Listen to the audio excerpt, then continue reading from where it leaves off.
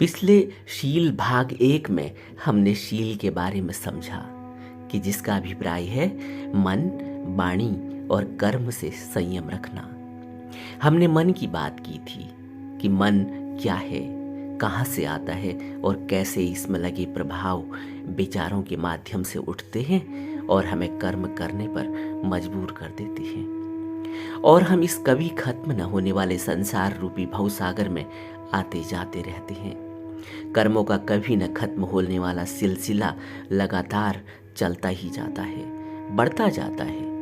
परत दर परत उसमें प्रभाव जुड़ते चले जाते हैं और हम जो हमारा वास्तविक रूप है, स्वभाव है, जैसा कि हम कल्पनाओं के माध्यम से या जमीन पर अवतरित बुद्ध पुरुषों के माध्यम से अपने वास्तविक स्वरूप की कल्पना कर सकते हैं कि अगर जीव ईश्वर का अंश है तो फिर हम में भी वही जीव है जो बुद्ध पुरुषों में प्रकट हुआ है। तो हम भी ऐसे ही होंगे, निश्चल, निष्कपट, सरल और दिव्यमान। यहीं से आज हम इस वीडियो की शुरुआत करेंगे और समझने की कोशिश करेंगे, विचार में लाने की कोशिश करेंगे उन बातों को जो हम कभी अवलोकन में नहीं उतार पाए।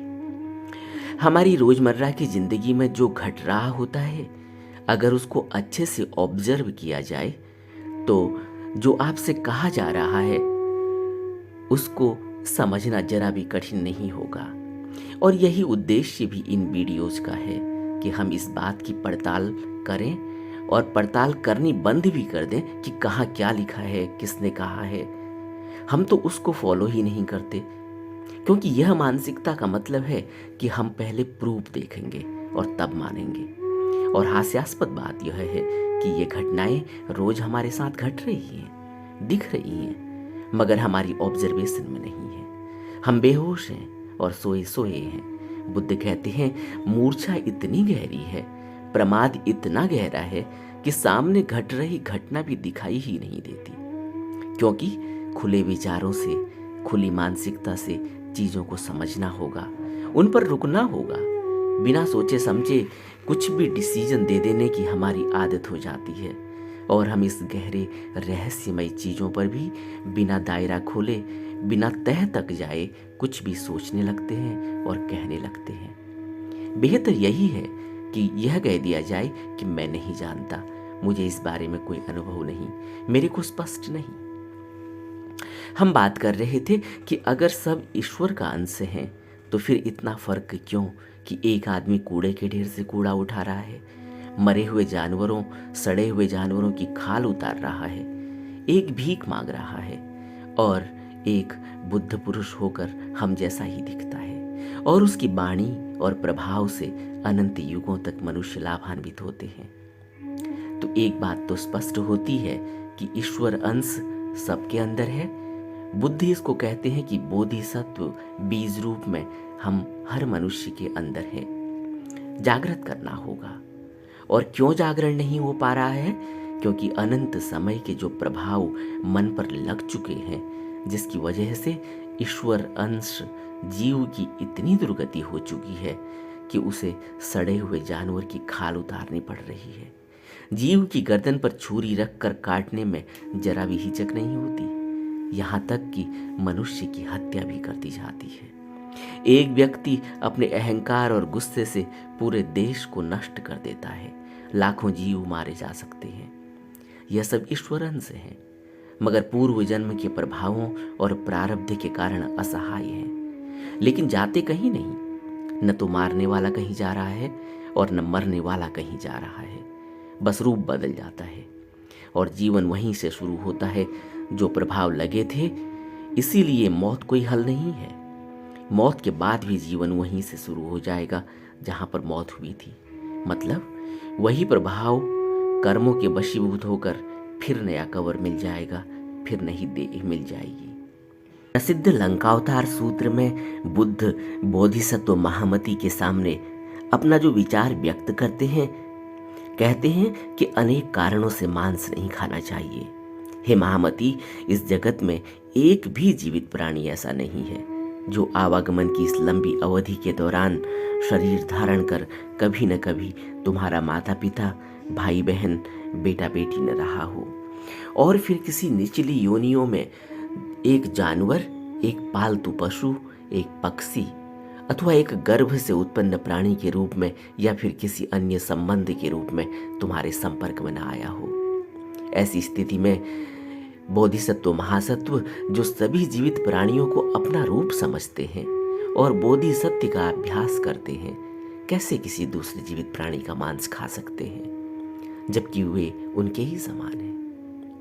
बुद्ध की इन बातों से स्पष्ट हो जाता है कि हम अनंत जन्मों से एक अलग अलग योनियों से होते हुए, इवॉल्व होते हुए सबसे श्रेष्ठ योनि तक आ पहुँचे हैं, जहाँ विचार है, सोच समझ की क्षमता है, विवेक है, प्रज्ञा है, जिसका इस्तेमाल करके हम पुराने मन पर लगे प्रभावों से मुक्त हो सकते हैं, जिसका हमने ऊपर भी जिक्र किया है।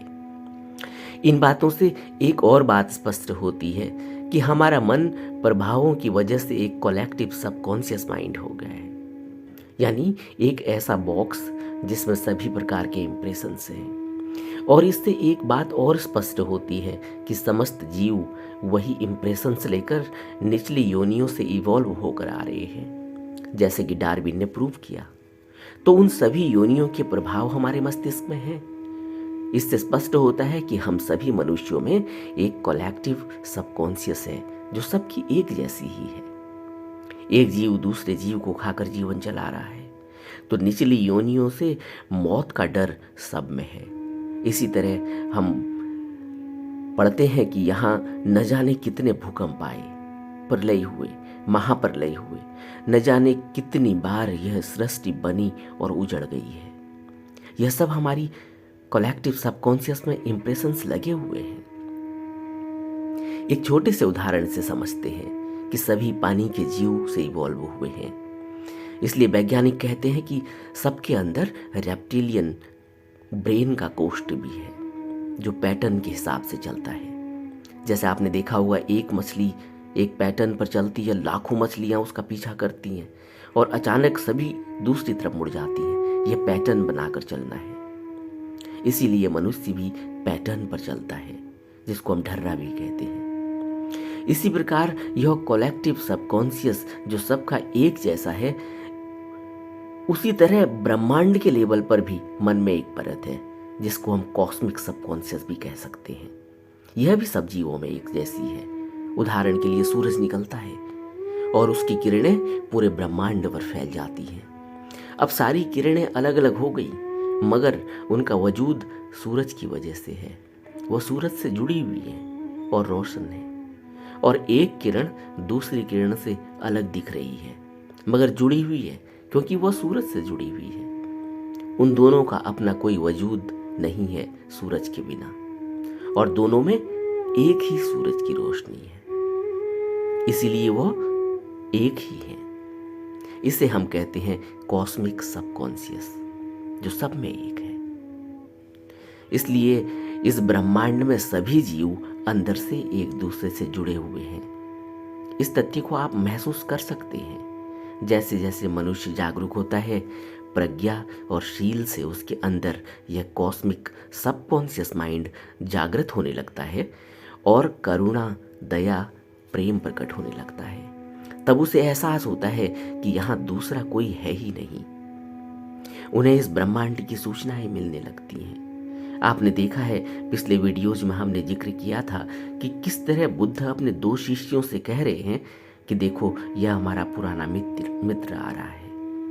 वह दूसरे के मन की सारी गतिविधियों, सारे विचारों को देख रहे हैं, उनको महसूस कर रहे हैं, उनसे अवगत होते हैं, और सकल ब्रह्मांड में क्या घटनाएं घट रही हैं इसकी भी उनको जानकारी होती है, इसका भी उनको आभास होता है।